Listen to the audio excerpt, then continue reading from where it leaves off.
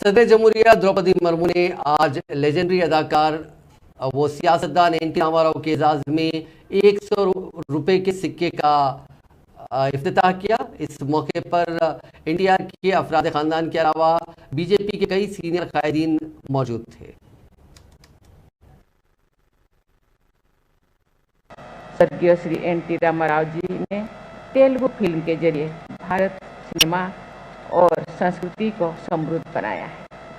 उन्होंने रामायण और महाभारत के प्रमुख पात्रों को अपने अभिनय से जीवंत रूप प्रदान किया है। उनके द्वारा अभिनीत प्रभु श्री राम, श्री भगवान श्री कृष्ण के चरित्र इतनी सजीव बन पड़ी थी कि लोग रामाराव जी को पूजने लगे थे। तिरुपति में भगवान श्री वेंकटेश्वर बालाजी का दर्शन करने के बाद बहुत से लोग चेन्नई, जो तो मंदराज कहलाता था, जाकर श्री एनटी रामाराव जी को दर्शन करते थे।